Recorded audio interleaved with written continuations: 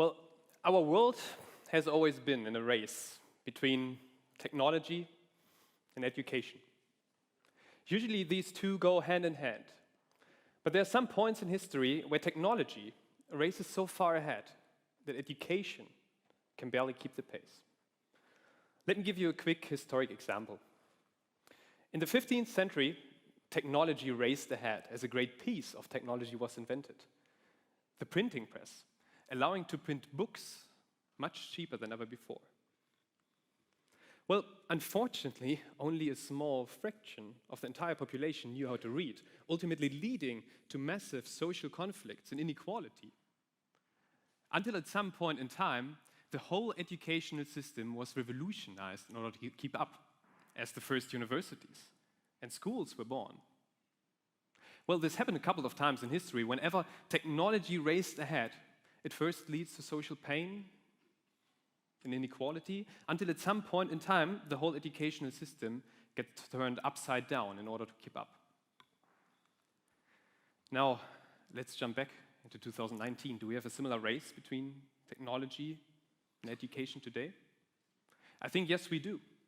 We've invented a new and a powerful technology called digitalization. Every day we can now see how smartphones, how the internet, how artificial intelligence changes our jobs as well as it changes our private lives. A recent study by McKinsey predicts that in the next 10 years, up to 1/3 of all work activities could be completely replaced because of automation. Today, the algorithms built by just a few techies in Silicon Valley decide how we communicate with each other. They decide how we buy things. They can even be used to manipulate entire elections, as we've seen in the US. But the vast majority of us here today has no idea of how this technology actually works, right? What I'm wondering is, how should we, as citizens, be able to make wise political decisions if we do not understand what's possible and what's not? So, like in the historic examples that we've just seen, there's now an increasing gap between those who design the change and those who are left behind because they lack the skills or the means to adapt. Once again, technology races ahead and education falls behind. I personally worked as a data scientist. I studied information systems and artificial intelligence at the universities here in Münster and at Harvard. I then went on to lead a team of 15 engineers in an analytics startup. Every day I stood up and did my very best to help technology race ahead, until at some point in time I realized that actually the much bigger challenge and the much bigger opportunity for our society resides at the other part of that race, helping digital education, supporting people to catch up. So this year I quit my job to work full-time on digital education. I think let's take a look at the second part of our race here, education. Well, there we see that our education institutions are now facing conditions that have dramatically changed in recent years, right? We move from an old world with a situation where great learning content is rare to a new world where much of the knowledge is a commodity and often free to use, either as a YouTube material, a blog post, or some other type of material. We also move from an old world with very stable career paths to a new world where, well, much of the knowledge that we learn in higher education is not relevant 10 years later anymore. I'm 26 now. My own generation will probably retire in 2060, but I can't even predict what skills will be relevant for myself, well, 5 years from now. Well, and how did our educational institutions change in the face of these dramatic shifts? Not a lot, right? We still live in a world where we put hundreds of people in the same huge lecture halls designed for one-size-fits-all teaching philosophy, right? And even more, we see this old world in lifelong learning.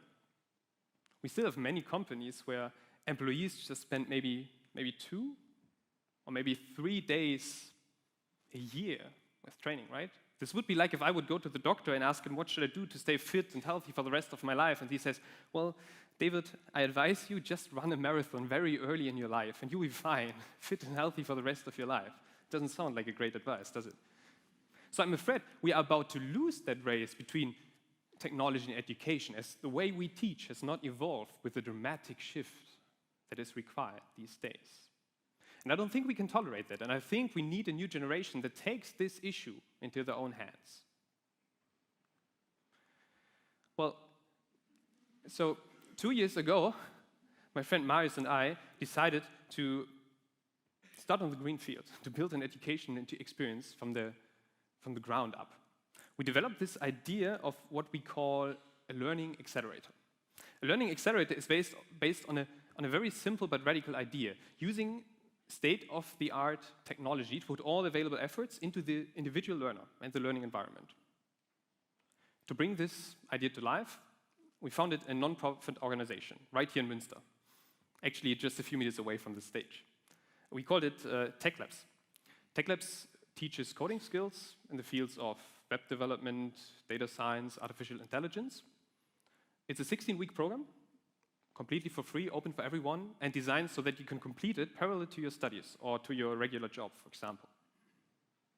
Tech Labs is built on 3 fundamental principles that define our idea of a learning accelerator and our idea of digital education in the 21st century. The first one is the effective combination of online and offline learning. Every student at Tech Labs gets access to our own online learning platform with videos, assignments, articles. Most of this content is not produced by us, but sourced and curated from the great and often free resources of the web. So if you're a morning person, you can do your e-learning lessons in the morning. If you're a night owl, you do it at night. If you struggle with a certain concept, you can always go back and revisit the lecture because the computer doesn't get tired to explain it to you 3 or 4 times in a row. On the other side, we use the offline meetings for interaction with our students, for inviting speakers, for hackathons, and for social events. Well, the second principle is called personalization. Let me ask you here in the audience, who of you uses Amazon and orders at Amazon? That's impressive, right? And I think a large part, a significant part of this success is based on the fact that Amazon learns our behavior over time, right? That it learns what product we might like or buy next. But what I'm wondering is, why does our society spend billions on improving and researching these personalization algorithms at services like Amazon or Spotify, but close to nothing for providing these personalized digital learning opportunities in education? Isn't it strange? We've completely failed to use these personalization technologies, to use them in education. We still live in a world where some of us think it's actually called personalization if the instructor learns the student's name. I mean, that's a great start, but when it comes to education, people are radically different, aren't they? Everybody needs a specific pace, a specific path, and a specific learning goal and destination. So at Tech Labs, every student gets a unique, personalized learning path based on prior knowledge. And even with the basic version on our platform that we use right now, the results are absolutely stunning. And I can just imagine the wonderful things that would happen if universities and schools would deploy this at a larger scale. Now, the third principle is called community. Learning tech skills isn't easy. And if you struggle with a certain concept, and this always happens at some point in time when learning coding, it's often not the instructor, but the fellow learners and the peers that help you to stay motivated and to keep on track. I think we radically underestimate today the value of these actually learning communities in our education institutions today. So by killing this traditional one-size-fits-all lecture and letting people have a flexible e-learning lecture at home, we actually free up the valuable offline time for deep interaction with our students. So we use technology to make the classroom more social. I think this is one of the kind of very paradox things these days, right? That actually using tech transforms a very unsocial experience. People listening in a lecture hall, just being quiet, listening, into a social environment that embraces curiosity, diversity, and the value in learning new things. So how does all of this look like in practice? In your first week, usually start with just meeting your fellow learners and your learning community. Then a few days later, you might actually start with your own e-learning track that has been personalized and generated just for you. And if you are a beginner, for example, this might actually be one of your first lessons, teaching you how to write a small program to let a cat say hello world. But soon you will be able to team up with other learners in the community to work on your own small first coding project. And this will be usually a slightly more useful thing than the cat we've just seen. For example, one of our teams just used their new coding skills to predict bike traffic flows in Münster to optimize the entire infrastructure. The whole thing at TechLabs is run by a team of volunteers who often spend more than 10 hours a week with improving and designing our program. We teamed up with experienced mentors who guide our students, with psychologists who help us with personalization, and we even teamed up with professors who now use the TechLabs program to free up their valuable offline time for deeper interaction with the students and to work on exciting projects. And this all kind of worked. After just 1.5 years, we have created 300 more techies. We have opened 2 more locations in Copenhagen and Barcelona, aiming to create 10 more in Germany next year, aiming ultimately to create 1,000 techies by 2020. And 90% of all TechLabs participants had no coding experience at all before joining our 16-week program. This, for example, is Jin. Jin started, friend of Jin. Jin started the TechLabs program last semester. A few months later, with no coding experience at all, by the way, a few months later, she participated in Germany's largest hackathon, finishing 3rd. And this on the left is Humera, also from Münster here. After completing the TechLabs program, she went on to Harvard Medical School to apply her coding skills there for research.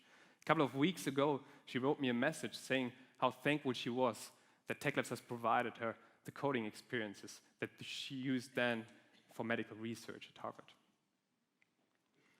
Well, for me, though, the biggest reward is actually seeing these people being surprised by their own learning progress.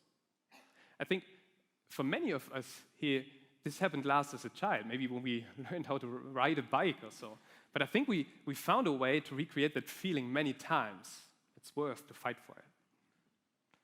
And I think this is just the beginning. While we start with learning accelerators for coding skills right now, I think this new model of education is equally well suited to teach all sorts of other skills. It's suited for teaching kids, it's suited for lifelong learning, and it's suited to educate the workforce of entire companies with a focus on personalization while leveraging the free and powerful resources of the web. So, what can we do today to make this come true? I think what's important to understand is that we are all part of this education systems. As teachers, of course, but also as parents, as students, as colleagues at work, we are all responsible to help education to catch up with technology. And there's so many ways for you to make a change. If you are a parent or a student, hold your institutions, your teachers at school, your managers at work, hold them accountable for providing these effective and personalized learning opportunities.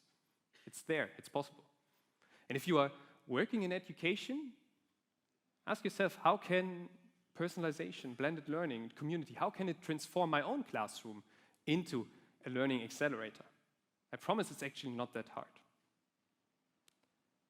In the end, this new type of education isn't just about teaching just a few more technical skills. It's about teaching people to take charge of their lives and to participate in meeting one of the greatest challenges facing humanity today: the wise management of the power that we have gained through digital technology. Thank you very much.